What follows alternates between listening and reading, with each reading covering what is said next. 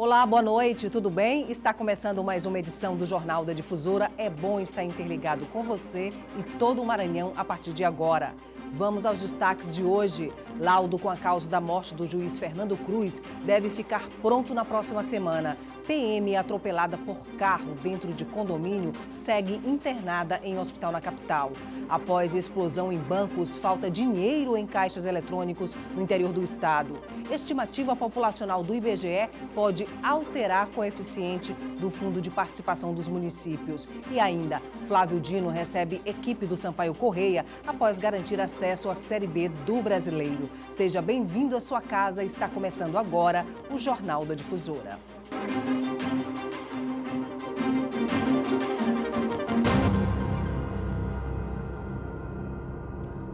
Olha, a tragédia pode servir de alerta. Problemas estruturais e a falta de barreiras de contenção em algumas avenidas da capital têm preocupado moradores. Hoje, pela manhã, um protesto foi realizado na Avenida Carlos Cunha após o acidente que aconteceu no fim de semana. Há 3 anos, Ana Neila passou por uma situação parecida com o acidente ocorrido no Jaracati no último domingo. Já viu você levantar entre 1h, 2h da manhã por aí e ter um carro no seu telhado, dentro da sua casa, metade do carro dentro da casa, né? E capaz do botijão, e a sorte que eu sempre durmo com o meu botijão desligado, a chave do registro do botijão. Na cabeceira da ponte do São Francisco ainda estão as marcas da violência e do impacto. E a não recomposição assombra os moradores. O final de semana realmente é complicado, perigoso. A gente sabe que muitas pessoas bebem no final de semana e dirigem, né? Com o perigo sobre suas cabeças e ainda assustados com a tragédia ocorrida no último domingo, moradores do Jaracati realizaram um protesto na manhã desta terça-feira pedindo a colocação de barreiras de contenção na área. De acordo com este engenheiro de trânsito, com a contenção de impacto, o acidente de domingo teria menor proporção. Quando isso aqui foi construído, não existia a população daqui de baixo. Então foi feito em pequenos trechos um guarda-rio e em outros não foi feito. Agora é hora das autoridades competentes estudar a situação, voltarem para cá e providenciar uma contenção devidamente adequada. Um grande rio não vai funcionar porque tem que ser uma proteção dimensionada para grandes impactos. O ex-presidente do Conselho Regional de Engenharia do Maranhão aponta ainda falhas de engenharia na Via Expressa, no trecho que dá acesso ao bairro do Coafuma. Quem sai do Coafuma para a Via Expressa tem um ponto, é um ponto de tangência, de convergência, tá certo? Que ele está muito acentuado. Ele não foi feita a concordância adequada. Precisa ser refeito isso aí. Precisa ser respeitada uma velocidade, porque nós temos uma velocidade diretriz em cada pista de rolamento, tá certo? E essa velocidade não está sendo respeitada, tanto por uma parte de engenharia quanto pela parte do usuário. Solicitamos do governo um posicionamento sobre o assunto, mas até agora não obtivemos resposta. Segue internada aqui na capital a PM atingida por um carro dentro de um condomínio. Segundo a polícia, o suspeito ainda não se apresentou para prestar depoimento. O acidente aconteceu na madrugada de sábado. A policial Maria Wanda Rocha Cabral foi vítima de um atropelamento dentro do próprio condomínio, na região do Turu. Maria Wanda havia solicitado o veículo via aplicativo. Quando estava entrando no carro, foi atingida por outro veículo que vinha em alta velocidade. Nós recebemos do plantão do Coatrac, né, os depoimentos do policial que atendeu a ocorrência e do motorista do Uber.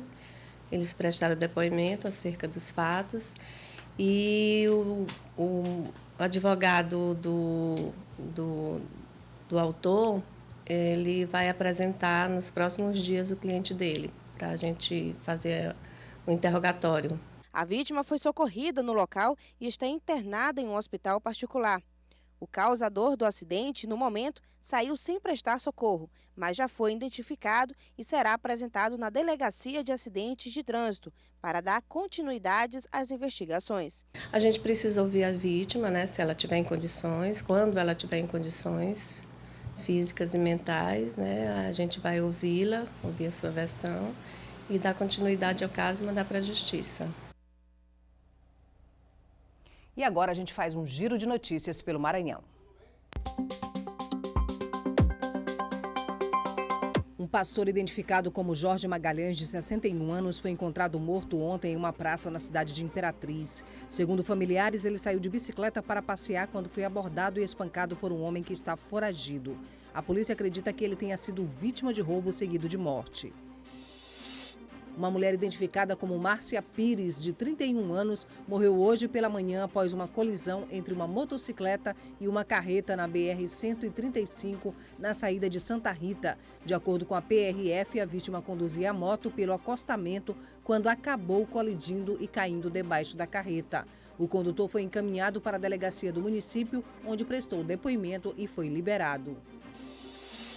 Falta de dinheiro nos bancos em Presidente Dutra revoltou a população de cidades vizinhas na manhã desta segunda-feira. Segundo populares, com a explosão do banco no município de Senador Alexandre Costa, os clientes precisam se deslocar até a região, mas não conseguem realizar o saque. O Jornal da Difusora faz um rápido intervalo e daqui a pouco o laudo com a causa da morte de juiz deve ficar pronto na próxima semana. E agora você acompanha imagens ao vivo da Avenida Carlos Cunha, próximo à Ponte Bandeira Tribuzzi, aqui na capital.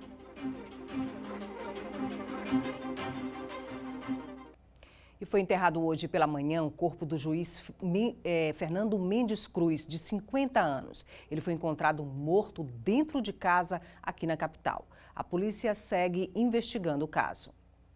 O enterro do juiz Fernando Cruz aconteceu no cemitério do Gavião, uma cerimônia reservada à família e aos amigos mais próximos. O magistrado foi encontrado morto na piscina de casa nesta segunda-feira. Ele tinha 50 anos. O Instituto de Criminalística esteve no local para avaliar a causa da morte. As primeiras informações são de que não havia sinais de arrombamento, luta ou defesa. Nós entramos lá para o local onde o corpo estava, que era na área da piscina. Nós iniciamos o exame pericial de fato, né?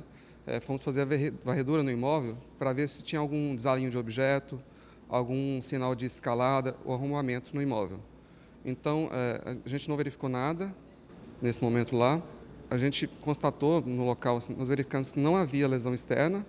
Ele apresentava cianose na parte superior, o que pode indicar que ele tenha ficado submerso de forma inclinada, de forma que os membros superiores tenham ficado mais baixo do que os membros inferiores. O laudo do Instituto de Criminalística só deve ficar pronto na semana que vem, mas os peritos já informaram que não existem vestígios, por enquanto, de morte violenta. A causa biológica da morte ainda está sendo analisada pelo IML. Para fechar a questão se asfixia ou não, precisamos do Instituto Médico Legal, para dizer que se há ou não presença de água nos pulmões, porque aí significa que naquele momento ele está vivo, então inspira água e a água vai para os pulmões. E o Instituto Médico Legal que vai fechar essa informação junto com o Instituto Laboratorial de Análise Forense. E aí toda essa equipe de peritos oficiais do Estado do Maranhão é que vai poder fechar, seguindo o procedimento operacional padrão, efetivamente, com a causa morte jurídica e com a causa morte biológica. O Instituto de Criminalística.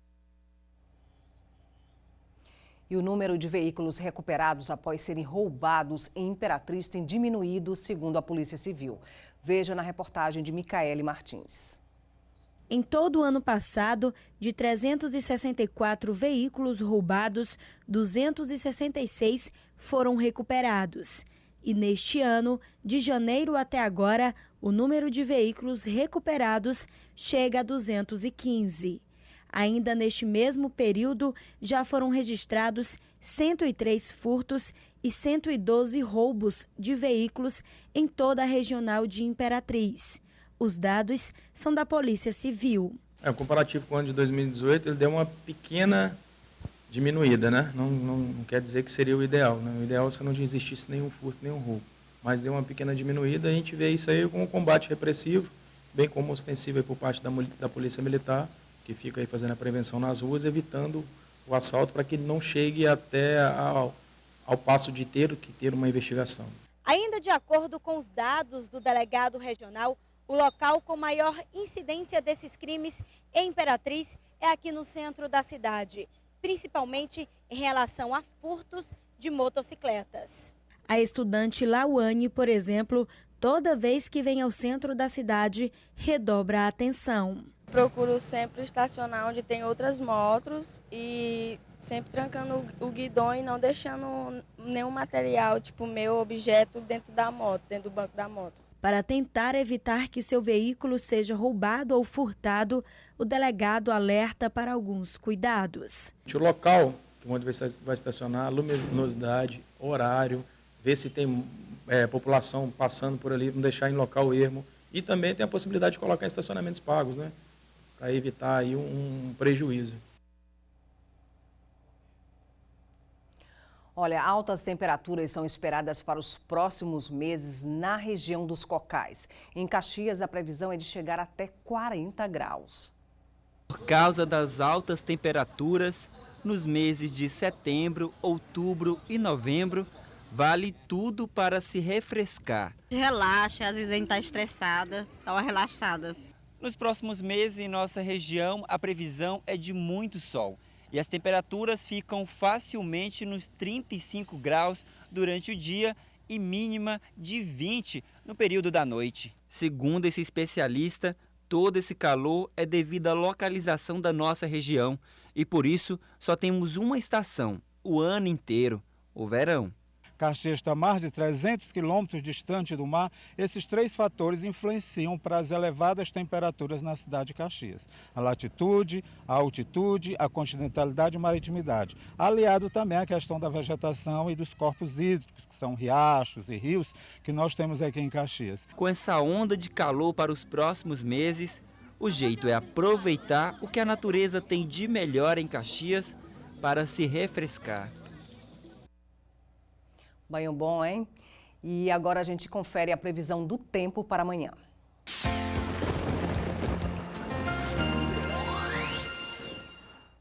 A gente começa por São Luís. A quarta-feira será sem chuva, máxima de 33 e mínima de 24 graus. Em Caxias, o clima também será ensolarado. A máxima pode chegar a 38 graus. Em Imperatriz, dia de sol intenso e céu limpo, máxima de 39 e mínima de 20 graus. Daqui a pouco, estimativa populacional pode alterar o coeficiente do Fundo de Participação dos Municípios. E agora você acompanha imagens ao vivo da Avenida Carlos Cunha, aqui na capital. A gente volta já.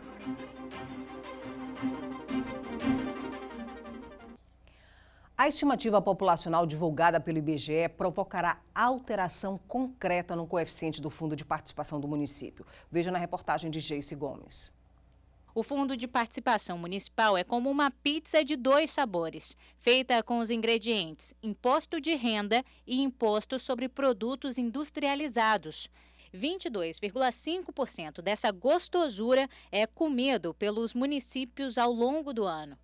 O tamanho do pedaço que cada um vai ganhar é definido de 2 maneiras. A primeira não muda e é a seguinte: 10% fica com a capital do estado, 86,4% com os municípios do interior e 3,5% com os municípios reservas, ou seja, que tenham mais de 142.633 habitantes. A segunda maneira é o número de habitantes que tem em cada município. Quem calcula o índice populacional é o Instituto Brasileiro de Geografia e Estatística.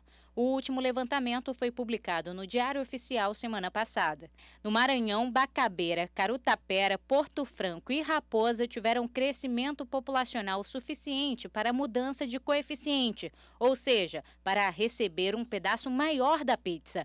Já o governador Newton Bello teve redução do coeficiente e deveria ficar com um pedaço menor.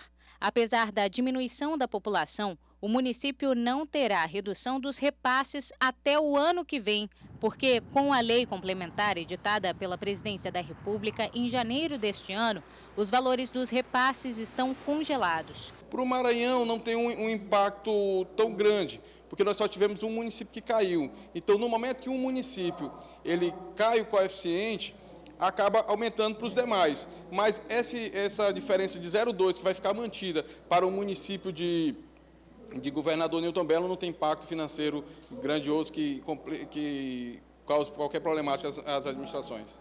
Ao contrário de outros recursos, o FPM tem destinação livre, ou seja, pode ser aplicado pelos gestores públicos da maneira que eles considerarem mais importante. Mas esse não é o único recurso calculado com base no índice populacional.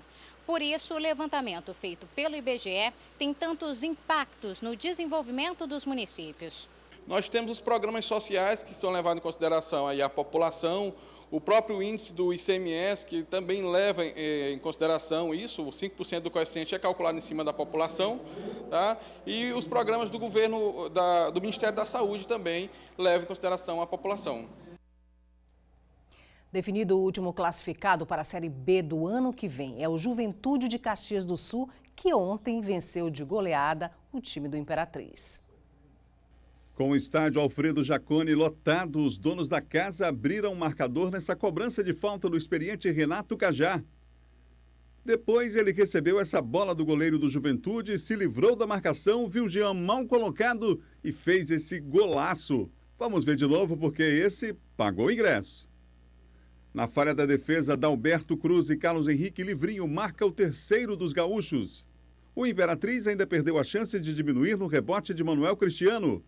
Na sequência, Lucas Campos escorrega na hora da finalização e a bola fica com o goleiro Carné.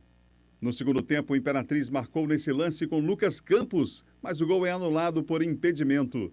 Aí, aos 15 minutos, brilha outra vez a estrela de Renato Cajá, que troca passe e chega na área e na sobra da bola rebatida por Jean, marca o quarto gol do Juventude. Final, Juventude 4, Imperatriz 0. Bom, a gente não gostou desse resultado, né? E o Sampaio Correia teve um encontro hoje pela tarde com o governador Flávio Dino. Na pauta da conversa, novos investimentos no esporte e políticas para atrair o torcedor para os estádios. O encontro entre jogadores, comissão técnica e o governador Flávio Dino ocorreu no Palácio dos Leões. Um reconhecimento para o time após a conquista do acesso à Série B do Campeonato Brasileiro do ano que vem. Participação garantida após vitória sobre o São José do Rio Grande do Sul no último sábado, com o apoio da torcida no Estádio Castelão. O acesso foi um objetivo, né? O nosso outro objetivo agora é o título e a gente vai trabalhar firme para buscar esse objetivo aí. O Sampaio também está classificado para as semifinais da Série C. Vai enfrentar o Confiança de Sergipe. Para o técnico João Brigatti, os desafios para a equipe ainda não terminaram. Não acabou ainda, né? O nosso pensamento é assim, sempre respeitando o adversário, Confiança, que é o nosso próximo adversário, e procurarmos ultrapassá-los para a gente poder chegar na final. Acho que se a gente conseguir o título, seremos coroados de um belo trabalho ao longo de 2019. Durante o encontro, o governador do estado e o presidente do clube falaram também em um reforço na discussão sobre estratégias de apoio ao esporte e a maior participação de torcedores nos estádios. Eu fico muito satisfeito de ter comandado esse grupo. Quero dizer aqui que ninguém faz trabalho sozinho, isso foi o resultado de um trabalho em grupo. E agradecer àqueles que contribuíram por isso e agradecer ao governador Flávio Dino, que tem a sensibilidade para saber que o esporte é uma política pública, inclusive deve ser prioritária. É uma política pública vitoriosa, crescentemente vitoriosa e permite que nós vinculemos com outras políticas, a exemplo da educação e da saúde, além de servir de estímulo à formação de novos atletas. Importante essa reunião, sobretudo pela discussão de políticas públicas para incentivar o esporte. A gente sabe que a gente tem um grande desafio aqui no Maranhão, que é levar o torcedor para os estádios. Mas valeu aí a vitória do Sampaio Correia e a entrada para a Série B do Campeonato Brasileiro. As reportagens dessa edição você pode rever no portal MA10. Interaja também com a gente em nossas redes sociais. Muito obrigada pela sua audiência, uma boa noite, até amanhã. A gente encerra com imagens ao vivo da Ponte Bandeira Tribuse.